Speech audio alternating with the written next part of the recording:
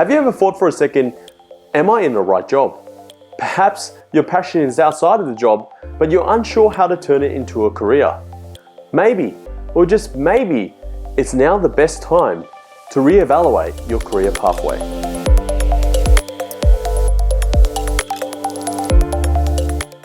Welcome to Better Medias. My name is Andrew Fan, and today I'm honored to introduce to you a senior recruiter who specializes in the top 5% highly skilled professionals for top tier companies. Some of the top tier companies that you may know of is Telstra, Foxtel, and Computershare. He's also featured as a career mentor at Monash University and AECU. Thai Ngo, the founder of Careerists, will be sharing with you today the importance of having the right mindset and also how to identify your passion and is it the right time to maybe look at or revisit, I should say, your career pathway. On this video call and sharing your specialties and helping professionals accelerate their career, there were a few questions raised within our community, which consists of young and experienced professionals from all backgrounds and industries. As you know, due to this pandemic, many have unfortunately lost their jobs and have been made redundant, with some jobs or industries without certainty when it's going to come back to normal. So if you don't mind, just probably sharing a bit about yourself, your introduction about the company and how you started. My bit about myself is how I started. Well, if you go back way back where I was a university dropout and doing IT, thought that was going to be my future because that's what my parents told me to get into. I failed it miserably, so I got into factory work. It's a dead-end job, doing it for 5 years, and no direction whatsoever. There was no help along the way as well. And when I went back to study HR recruitment, that's when I got into that space, and I've been doing that for the last 12 years or so now. And what I found was that the behind the scenes of recruitment, how people get a job is very different from how we're portrayed by television, social media, and how people get jobs really. So there's a focus on your qualifications, there's a focus on your experience, etc. And what I found that isn't the case. That plays a part of it, but that's actually not the key factor of how you do get a job. And my job as a recruiter for large corporate organizations was to find that top percent, that top 5% of talents out there, because it was hiring for these large, big companies that they wanted the best. And what I did was I realized all these people were really super smart, had a lot of experience, however, could not sell themselves. So I decided to say, why not? I'll do something about it. I'll just start doing some education online, sharing my knowledge and tips from a recruiter perspective, what we're looking for. And that's how my journey began 5 years ago, doing my own business, just doing it on the side sort of thing. And then it evolved into me doing a business and starting a career company. Yeah. That's fantastic. Always passionate about hearing entrepreneurs starting their own journeys and helping others. Yeah, exactly right. Yeah, it's all about giving value and helping others with your knowledge. I think that was what that's the passion, and that's how it got me to where I am. Fantastic. So I'm just going to go dive straight into the questions, if you don't mind there, Ty. What are some of the obstacles that experienced professionals face when entering or re-entering, I should say, the workforce? The obstacles that these professionals, I deal with professionals that have in a job that are about earning 100K to 350K. And it's exactly the same if they're already in a job or they haven't been in a job for a while. So what I've noticed is that what happens is they don't know how to interview. The process of an interview is quite structured in some sense. Sometimes it's unstructured. However, the type of questions are very, very similar if you think about it.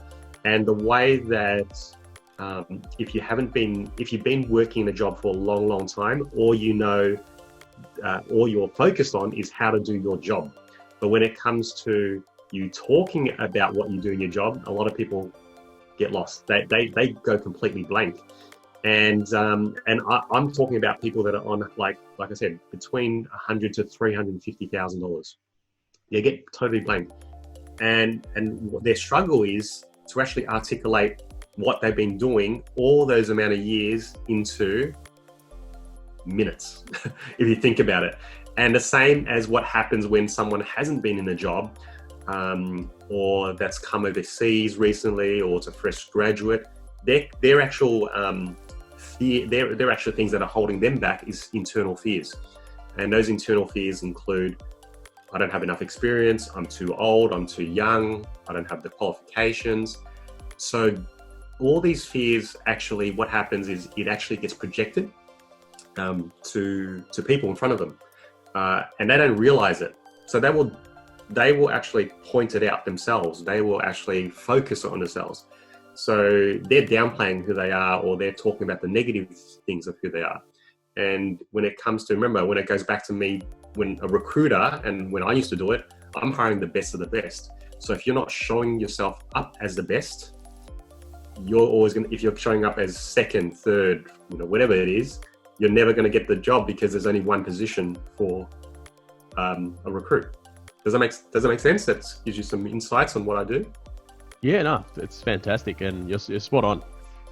If people don't treat the opportunity as like a once time, and they just don't give it the full effort, and they just go there. Yeah, totally agree with you. I mean, just someone else is going to take that spot. Exactly right. So I'll add a little bit more on that. Just say this. Just say, how many interviews does it take to actually get a job? And if you think about it, let's say if you're meeting someone at an event, or if you're meeting someone at random at a barbecue, a family friend, or whatever it is, right? But they are an employer, a director, someone that's got a hiring position, and they like you.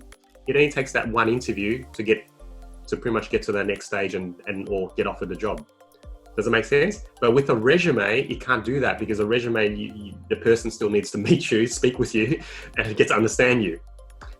So that's where a lot of people don't focus on. They focus on writing the perfect resume, but then they have no idea how to interview. And if you don't know how to interview, you're never going to get a job. So spot on. So true. That brings me to my next question, if you don't mind there, Thai, which brings into if there's any tips that you could probably share with our professionals today in regards to probably identifying their passion, like what kind of career that they should be aligned. How do they find what they want to do? Yeah, really good question. A lot of people are doing a job or in a job that they're not passionate about, and they were either forced into it, or their studies went into that way, and they're doing it. And what happens is it's like a slow burn. You keep on getting disengaged, and you're just doing it like it's like Groundhog Day. It's a routine over and over again. So it's a really, really great question in terms of finding your passion, and then aligning it with roles. Because if you think about it, the type of roles now are so diverse that utilizes every type of skill sets. Everything now is more specialized and more niche. Back then, we're talking about 20, 30 years ago, there's only a few type of roles. There wasn't that many. Now there's like thousands and thousands of types of roles. So the skills are so super niche. So what you want to do is focus on what is it that you're good at? What is it that you enjoy and passionate about? Because if you enjoy and you're passionate about it, it's not a job. It's not a chore. It's not a responsibility. It's actually a passion, which means you can do it for hours on end. You will be studying it outside of hours. You'll be talking about it outside of hours. It was like me when I was trying to get into IT. I thought that was going to be my passion, right? And what had happened was that it's I didn't like it. I didn't enjoy it. That's why I failed it 3 years in a row.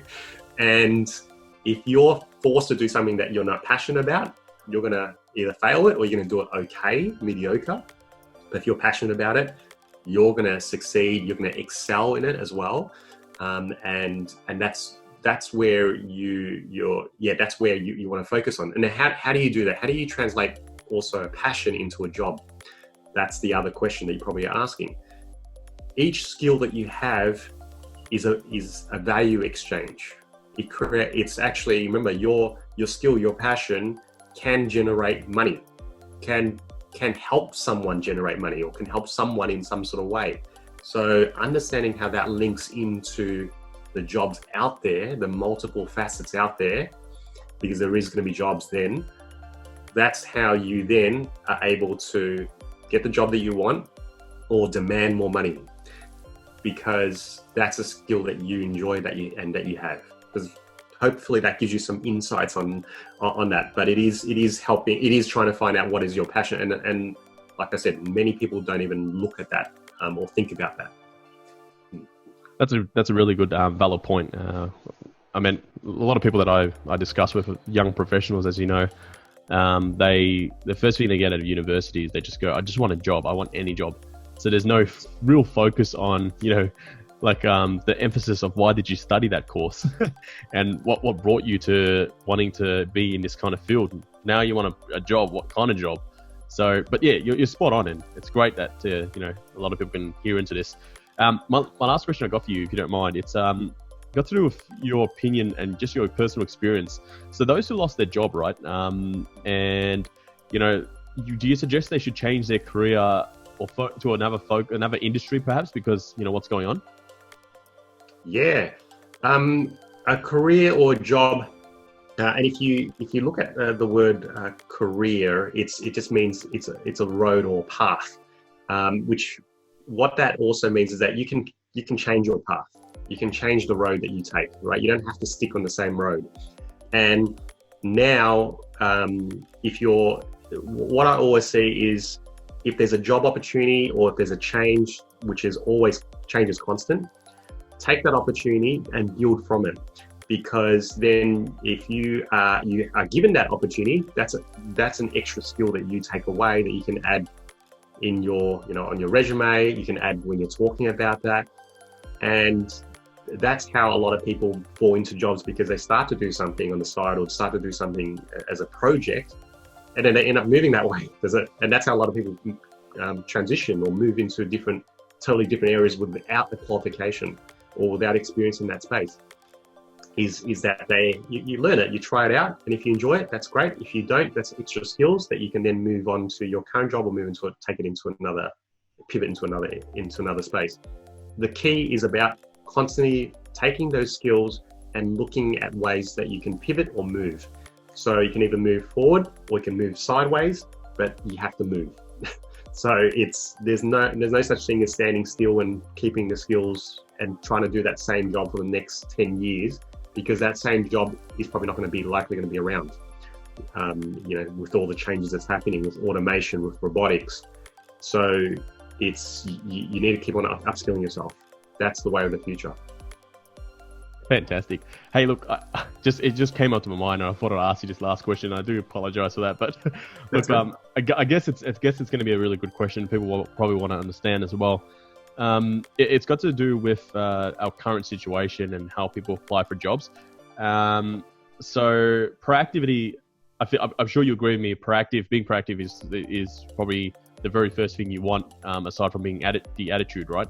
What are your tips on how you coach your clients on, how to move forward, accelerate a career, or get a job, for example? That's a very broad, big question, because there's no one solution that's going to help everything just to get a job. But it's what I do coach first in terms of the clients that I have is success comes from the mind. So 80% of success is from the mind, 20% is from the how, the structure, the process, right? The blueprint of it. But if you don't believe that you can do it, if you don't believe that you're good enough, or you don't believe that you can get the job, then you're never going to get it, because that's what you believe. So a lot of the clients that come to me have this belief, have this paradigm, and it is me shifting it and changing it to a new paradigm, to say that, hey, I am good enough. I do deserve this job. I do deserve that pay rise, etc. So a lot of it is that I'm focused on is the mind, because I can give you the tools and go out there and get the job. But if you don't believe in yourself, then how are you going to get other people to believe in you? So the first focus is focusing on yourself. What is it that you believe? What is it that you what is your goal that you want to get to and obtain? And that same question that you ask is, what is it that you can bring to the table as well? So all these things you got to ask first off. It's not what is it that what is it that you want, but what is it that you can also offer, and that you are proud to offer that to the world. So that's where I'd say is a key focus. Great, that's really insightful. Look, Thai, I appreciate you so much giving out your time, especially with this kind of time. Not even just during this time, but post-pandemic. I'm sure people are going to be able to take this information on and start reevaluating what steps they need to do. Now, just quickly, if someone wanted to reach out to you, what are the best methods to do so? I've got a company website called Careerists, so www.careerists.com.au, spelt CAREERISTS.com.au. Otherwise, connect with me on LinkedIn, so THAI, and my surname is NGO. Just reach out to me or follow me. I do regular posts out there. I've also got that's on LinkedIn as well as Facebook. So those are the easiest methods, I'd say. I hope you enjoyed the video and have learned insightful information that you can start implementing right away. Please let me know in the comments below, and also don't forget to like, subscribe and share our content, because it will help us to make more videos like this. Thank you.